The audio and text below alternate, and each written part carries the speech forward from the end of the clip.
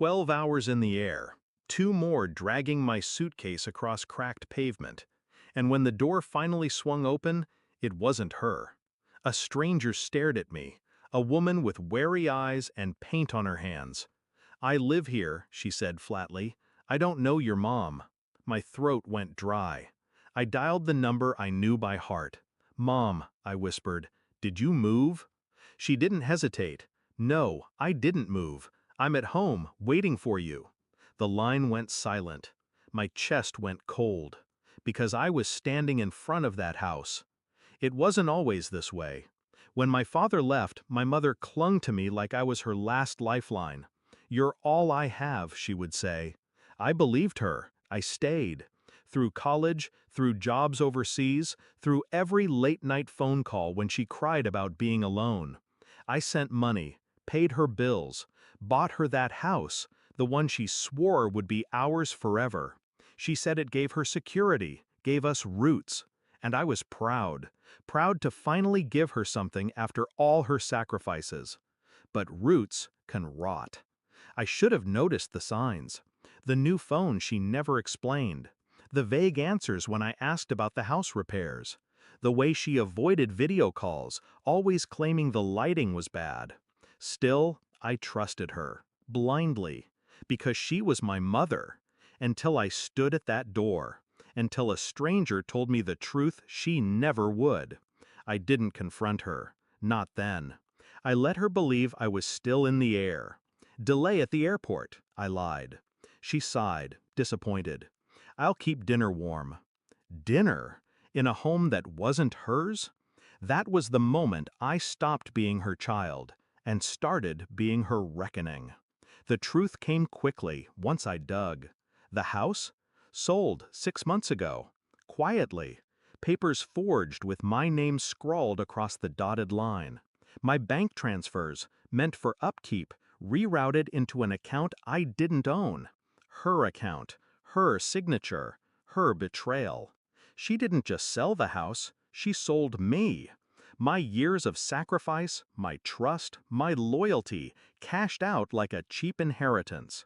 I didn't rage. I didn't cry. I planned. First, I let her talk. The calls kept coming, her voice sweet, rehearsed. She missed me. She couldn't wait to see me. All the while, I traced every transaction, every lie. She thought she was clever, thought distance made me blind. But distance makes you patient. The plan was simple. She wanted money. I would give her more than she dreamed, then take everything she valued. I wired a final sum, enough to make her greedy heart careless. Marked bills, traceable. I told her it was for renovations, for our home. She thanked me, voice trembling with false love. What she didn't know, every cent was flagged. Fraud investigation attached, paper trail pointing to her. Next, the will. She thought she controlled it. She didn't know I had updated mine years ago, removing her as beneficiary, replacing her with charities she despised.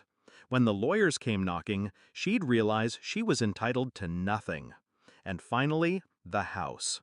Not the one she sold, the one she moved into after, with her secret savings.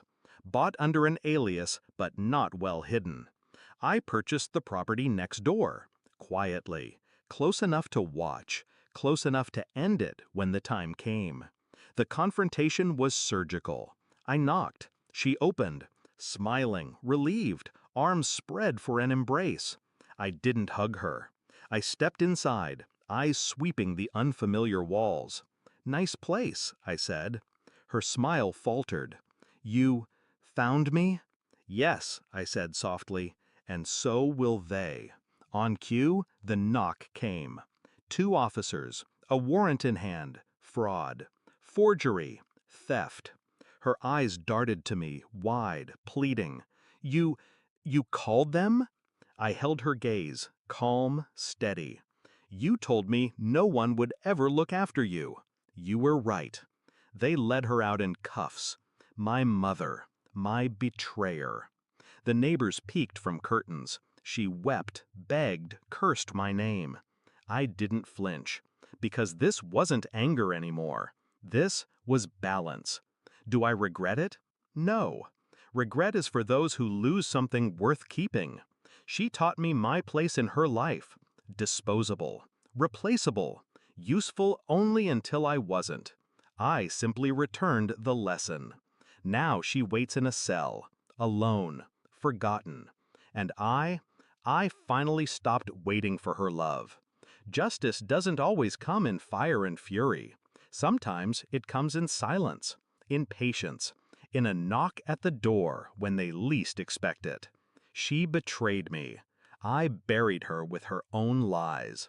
And as I walked past that house, the one she swore would always be home, I felt nothing but peace.